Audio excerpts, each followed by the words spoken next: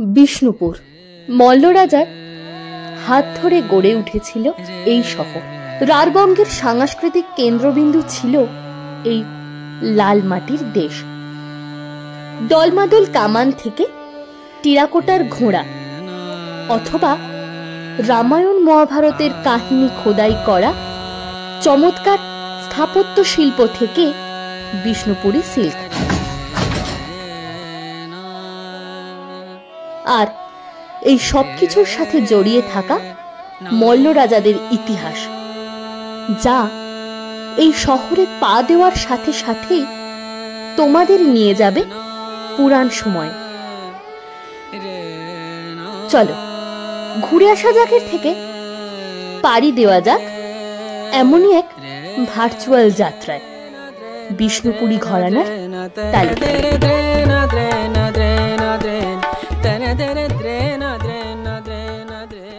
সকাল সকাল এখন গরম গরম লুচি আর ঘুগনি খাওয়াটা শেষ করেই রওনা দেব আমরা বিষ্ণুপুরের দিকে। কলকাতা থেকে 130 কিলোমিটার পথ পাড়ি দিয়ে কিভাবে এলাম, কি কি করলাম তা তোমরা আমাদের গত পর্বের ভিডিও থেকে বুঝে গেছো। এখন শুরু করছি আমাদের আজকের পর্ব।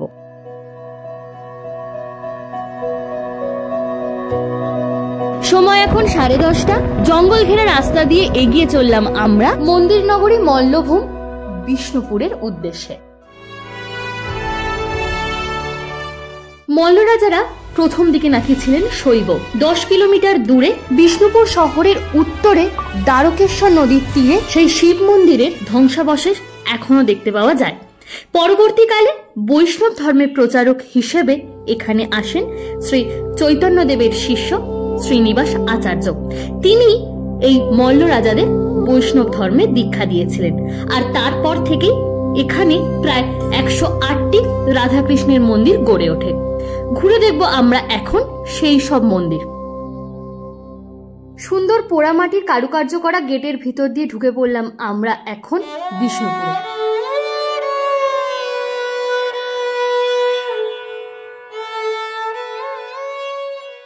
মহারাজা বীরসিংহের আমলে তৈরি গড় দরজা এটি। মাকড়া পাথর দিয়ে তৈরি এই গড় দরজা।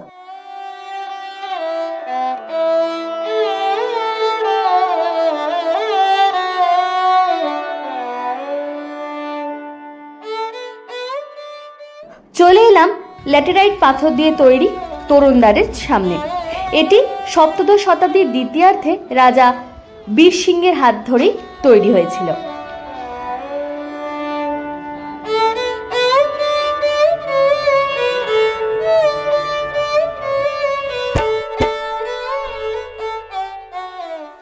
লালজি মন্দির, যেটি 1658 খ্রিস্টাব্দে দ্বিতীয় বীরসিংহের হাত ধরে তৈরি হয়েছিল। এই মন্দিরের দক্ষিণ দেওয়াল সংলগ্ন একটি উৎসলিপি থেকে জানা যায় যে শ্রী রাধিকা ও কৃষ্ণের আনন্দের জন্য তৈরি হয়েছিল এই মন্দিরটি। এই মন্দিরটির উপরের অংশ উড়িষ্যা এবং নিচের অংশ বাংলার কালচারের আদলে তৈরি করা।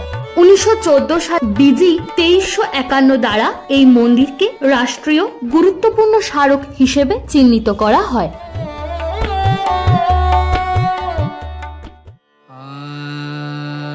এক 1028 বছর পুরনো মৃন্ময়ী মন্দিরে এলাম আমরা। 997 খ্রিস্টাব্দে মহারাজা জগৎ মল্ল দেবীর স্বপ্নাদেশ পেয়ে এই মন্দিরটি প্রতিষ্ঠা করেছিলেন। কামান নিক্ষেপ করে দুর্গাপুজো শুরু হয়। বাংলার প্রথম দুর্গাপুজো এটি। প্রতি বছর দুর্গাপুজোর আগে এই তোপধ্বনি শোনার অপেক্ষায় থাকে গোটা বিষ্ণুপুরবাসী। আর এই মন্দির সংলগ্ন একটি দোকানে পেয়ে যাবে এখানকারই বিখ্যাত শিল্প ডোগরা শিল্পের দোকান। এখানে পার্কিং লাগলো আমাদের 20 টাকা। আমরা এখন যেখানে দাঁড়িয়ে আছি এটি রাধেশ্যাম মন্দির। তবে এই মন্দিরে ঢুকতেই তোমরা পাবে গৌরনিতাই মন্দির, যেটি নিম কাঠের তৈরি। এসো মন্দিরটি দর্শন করা যাক। 1758 সালে মল্ল রাজা চৈতন্য সিংহের হাত ধরে এই রাধেশ্যাম মন্দির প্রতিষ্ঠিত হয়। দেখিনি আগে নিম কাঠের তৈরি সেই গৌরনিতাইয়ের মূর্তি। আর এর পাশেই যাব রাধেশ্যাম মন্দিরে, যা কোষ্টি পাথরের তৈরি। মন্দিরে ঢুকতেই প্রথমেই চোখে পড়বে ডান দিকে থাকা নাট্যমঞ্চ। এই মন্দিরের দেওয়ালে চোখে পড়বে খোদাই করা কোথাও কোথাও আছে বিষ্ণুর অনন্ত শয্যার ছবি, আবার কোথাও বা বিষ্ণুর অবতারের নানান ছবি। এখন দাঁড়িয়ে আছি অষ্টধাতুর তৈরি রাধেশ্যাম মন্দিরের সামনে। এখানে ফটোগ্রাফি অ্যালাউড নয়, তাই তোমাদেরকে মন্দিরটা দেখাতে পারলাম না।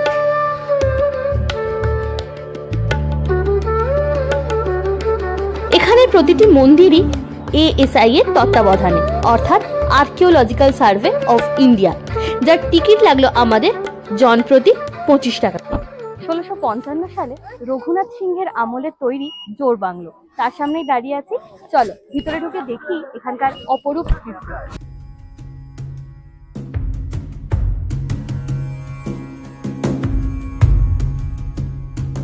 পরস্পর দুটি দুচালা কুটিরের সমন্বয়ে গঠিত হয় বলেই এর নাম জোর বাংলো। মল্ল রাজাদের সময়কালে পর্যাপ্ত পাথরের সরবরাহ না থাকায় তার বিকল্প হিসেবে আসে পোড়া ইট, যা থেকে পরবর্তীকালে গড়ে ওঠে টেরাকোটার শিল্প। সপ্তদশ শতকে এই শিল্প সর্বোচ্চ শিখরে পৌঁছায় এখানে।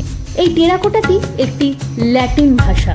মন্দির নগরী বিষ্ণুপুরে প্রায় প্রতিটি মন্দিরেই টেরাকোটার কাজ চোখে পড়ে, তবে সেই টেরাকোটার কাজের সর্বশ্রেষ্ঠ নিদর্শন হলো প্রথম রঘুনাথ সিংহের আমলে তৈরি এই জোর বাংলো। টেরাকোটার কাজে মন্দির গাত্রে খোদাই করা আছে কৃষ্ণলীলা, যুদ্ধ শিকার এবং রামায়ণ মহাভারতের নানান কাহিনী।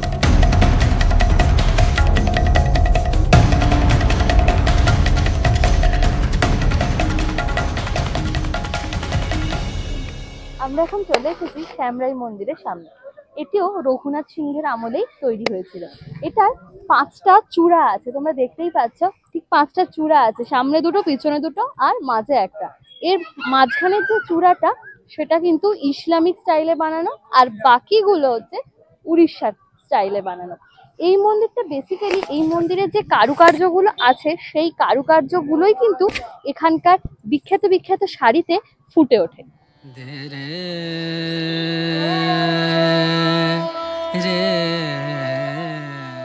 এটির আরেক নাম হলো পঞ্চরত্ন মন্দির। 5টা মাথা আছে, তাই পঞ্চরত্ন মন্দির।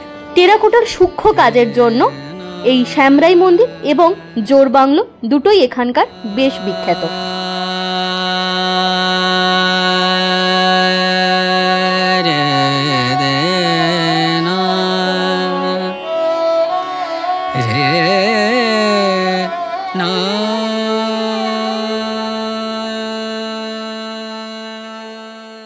বিষ্ণুপুরের এই স্থাপত্যটি নিয়ে বিভিন্নজন বিভিন্ন মত পোষণ করলেও বেশিরভাগের মতে এটি এখানকার গুমঘর বা কেউ কেউ বলেন হত্যাকূপ। ধারিমল্ল ও বীর হাম্মিরের রাজত্বকালে জনার্দন কর্মকার বানিয়েছিলেন এই কামান।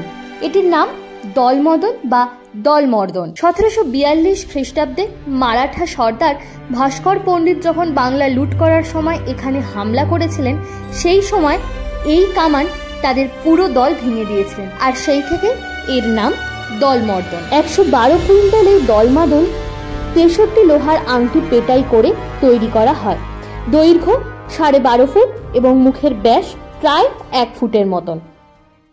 কামান দেখা তো শেষ, এবার এগিয়ে চললাম আমরা ছিন্নমস্তা মন্দিরের দিকে।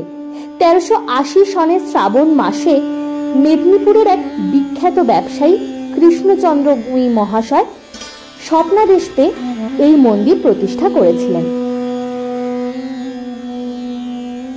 বাইরে প্রচুর দোকান আছে, তোমরা যদি পুজো দিতে চাও এখান থেকে পুজোর সামগ্রী কিনে পুজো দিতে পারো। 50 থেকে শুরু করে 501 টাকা পর্যন্ত তোমরা এখানে নানান রকম পুজোর সামগ্রী পেয়ে যাবে। এটা হচ্ছে 51, এটা 101 আর এটা হলো 201।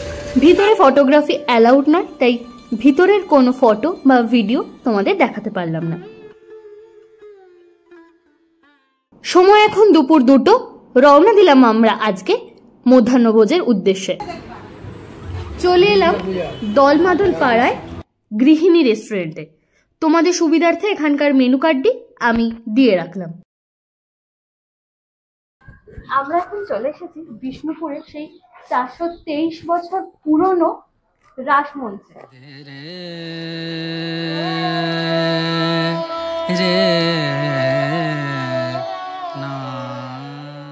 যেটি রাজা বীর হামের রাজত্বকালে তৈরি হয়েছিল।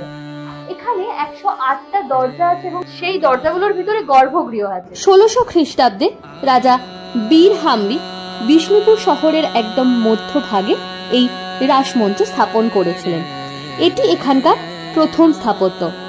এখানে 108টি দরজা আছে এবং সেই সময় এই 108টি দরজায় 108টি মূর্তি থাকতো। এই পুরো স্থাপত্যটিকে ঘুরে ঘুরে সেই সময় বড় করে রাস উৎসব পালন করা হতো। এই স্থাপত্যটির উপরের ভাগে মিশরীয় ঘরানা পিরামিডের মতন, মধ্যভাগ বাংলার চারচালা এবং নিচের দরজাগুলি ইসলামিক স্টাইলে বানানো।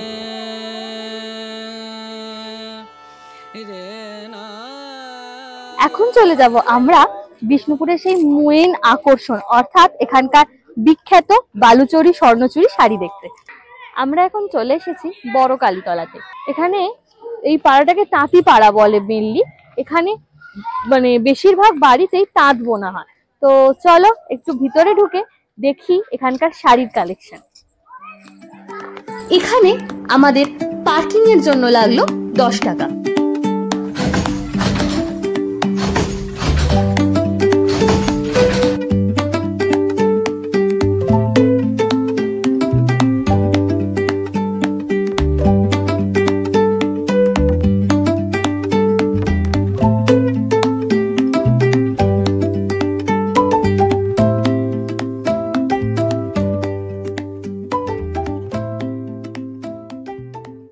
এখানে তোমরা 3000 থেকে শুরু করে বিভিন্ন রকমের বিভিন্ন প্রাইজের শাড়ি পেয়ে যাবে। স্বর্ণচরী, বালুচরী, বিষ্ণুপুরি সিল্ক, বিভিন্ন রকমের বিভিন্ন দামের শাড়ি কিন্তু এখানে পেয়ে যাবে।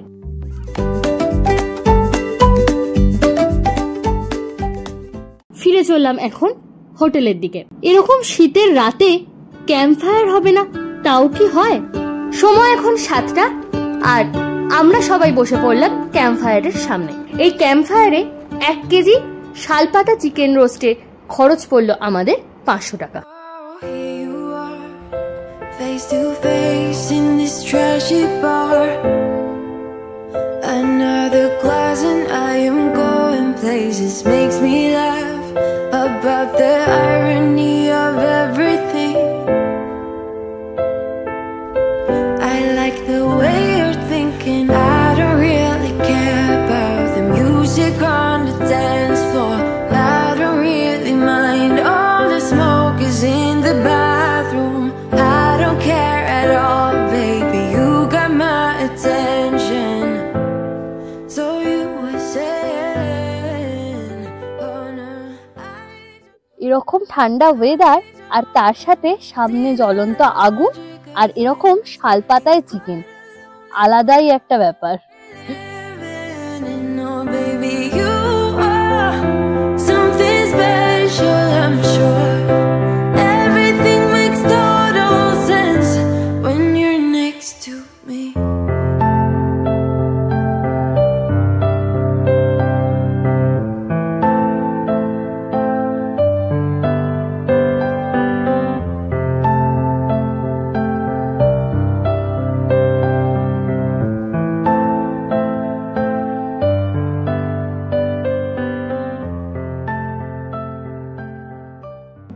আর এরকম একটা সুন্দর পরিবেশে বসে সেরে নিলাম আমাদের আজকের ডিনার।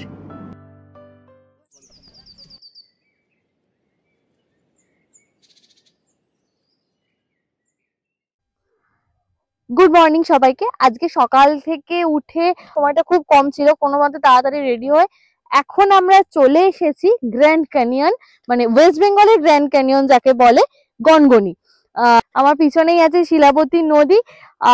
অলরেডি 30-35টা সিঁড়ি পেরিয়ে গেছি, তো আরো কয়েকটা সিঁড়ি পেরিয়ে নিচে নেমে দেখি এখানকার বিউটিটা।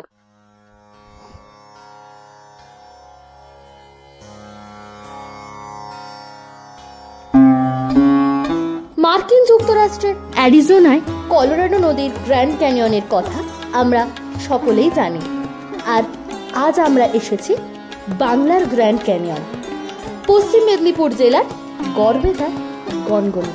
এই অসাধারণ ভূমি রূপ এবং ল্যাটেরাইট পাথরের উপর এই ভাস্কর্য তৈরি হয়েছে শিলাবতী নদী বা শিলাই নদীর দ্বারা। তোমরা চাইলে এই দর্শনীয় স্থানটি শুধু ঘুরে চলে যেতে পারো, অথবা কেউ যদি মনে করো এখানে এসে এক রাত কাটাবে, তারও কিন্তু এখানে ব্যবস্থা আছে। এর সংলগ্ন একটা রিসর্টও তোমরা পেয়ে যাবে থাকার জন্য।